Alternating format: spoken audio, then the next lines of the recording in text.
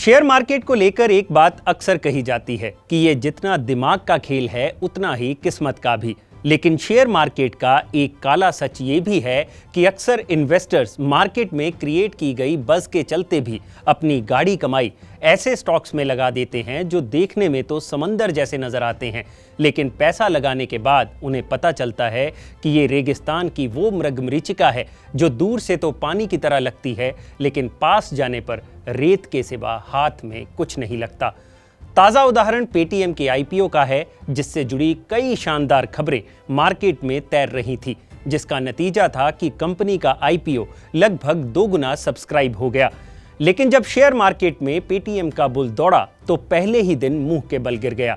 Paytm के IPO का issue price था 2150 और जब ये एनएससी और बीएससी पर लिस्ट हुआ तब इसका प्राइस था 1950 और 1955, यानी लगभग 9% डिस्काउंट पर यह शेयर लिस्ट हुआ। और आज जब शेयर मार्केट बंद हुई तब पेटीएम के एक शेयर का प्राइस था 1560 रुपए, यानी लगभग 27% की कमी। लेकिन सवाल पेटीएम के आईपीओ का नहीं है, सवाल ये है कि बड़ी कंपनियों के आईपीओस को लेकर शेयर मार्केट का क्या ट्रेंड रहा है और एक इन्वेस्टर को आईपीओ में पैसा लगाने से पहले किन किन बातों का ध्यान रखना चाहिए। नमस्कार, मेरा नाम है भूपेंद्र सोनी और आप देख रहे हैं अनकट। इकोनॉमिक टाइम्स के डेटा की बात करें तो 2008 से लेकर अब तक 164 आईपीओज में से 100 आईपीओज ऐसे हैं जो अपने इशू प्राइस से नीचे ट्रेंड कर रहे हैं और बाकी बचे 64 आईपीओज में से सिर्फ 44 आईपीओज ऐसे हैं जिन्होंने डबल डिजिट रिटर्न दी है। जबकि सेंसेक्स की बात करें तो पिछले 13 सालों में वो डबल हो चुका है। अगर बड़ी कंपनियों के आईपीओ की बात करें तो 2008 में इन्वेस्टर्स को तगड़ा झटका लगा था रिलायंस पावर के आईपीओ से। रिलायंस पावर ने साल 2008 में 11,700 करोड़ का आईपीओ लॉन्च किया था, जो उस वक्त का भारत का सबसे बड़ा आईपीओ था। जनता ने भी उस आईपीओ को हाथों हाथ लिया और ये आईपीओ 73 गुना ओवर सब्सक्राइब हुआ, जिसका प्राइस था 450 रुपए पर शेयर, जिसके शेयर मार्केट में लिस्ट होने के बाद 1000 रुपए तक पहुंचने के कयास लगाए जा रहे थे। लेकिन जब 11 फरवरी को शेयर बाजार में ये लिस्ट हुआ तो ये पहले दिन घटकर 372 रुपए पर बंद हुआ, जिससे इन्वेस्टर्स के करोड़ों रुपए डूब गए। दुबई की बड़ी कंपनी MRMGF ने भी भारतीय इन्वेस्टर्स से 7077 करोड़ रुपए जुटाने के लिए एक आईपीओ लॉन्च किया था, लेकिन भारतीय इन्वेस्टर्स ने इस कंपनी के आईपीओ को सब्सक्राइब करने में रुचि नहीं दिखाई और MR को अपना आईपीओ वापस लेना पड़ा था।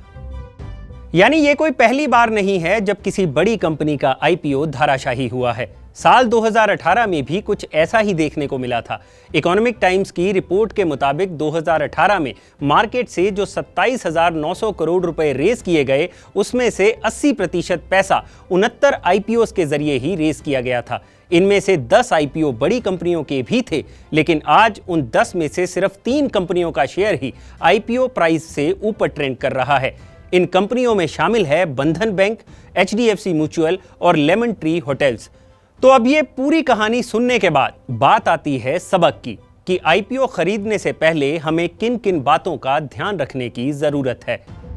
तो इन्वेस्टमेंट का पहला सबक ये है कि प्रमोटर्स और इन्वेस्टमेंट बैंकर्स की सलाह पर आंख बंद करके यकीन मत करिए।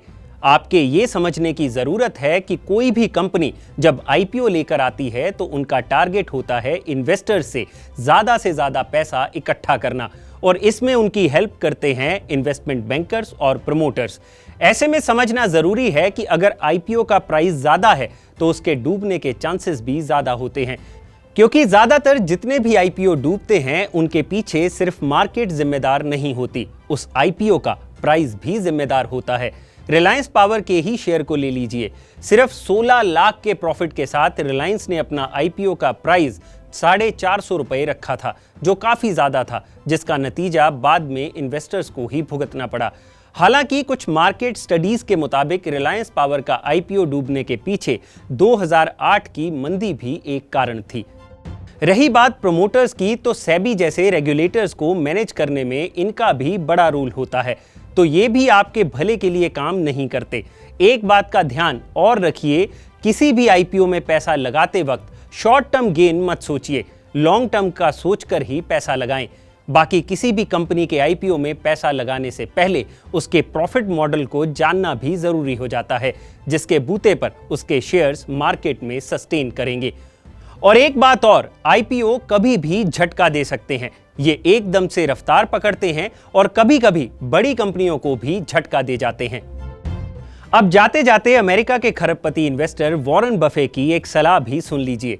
एक न्यूज चैनल को दिए इंटरव्यू में आईपीओ के बारे में बफे ने कहा था कि वो कभी भी आईपीओज में पैसा नहीं लगाते। इस इंटरव्यू में बफे ने उन इन्वेस्टर्स को भी लताड़ लगाई जो अक्सर आईपीओ की हाइप में फंस जाते हैं और सिर्फ इसलिए अपनी गाड़ी कमाई किसी भी स्टॉक में लगा देते हैं कि कहीं वो अमीर बनने में पीछे ना रह जाएं। बफे के मुताबिक ये इन्वेस्टमेंट का सही तरीका नहीं है। हालांकि रिलायंस इंडस्ट्री के केस में वॉरेन बफे की ये सलाह सही नहीं है, क्योंकि 40 साल पहले जिसने भी रिलायंस के आईपीओ में 10,000 रुपए लगाए होंगे वो आज करोड़पति बन गया है। तो मोटा माटी गणित यही है कि सुनिए सबकी, लेकिन करिए दिल और दिमाग की। अगर आपको ये वीडियो पसंद आया हो तो इसे लाइक और शेयर जरूर करें और जानकारी से भरे ऐसे ही और वीडियोस देखने के लिए सब्सक्राइब करें हमारा चैनल अनकट।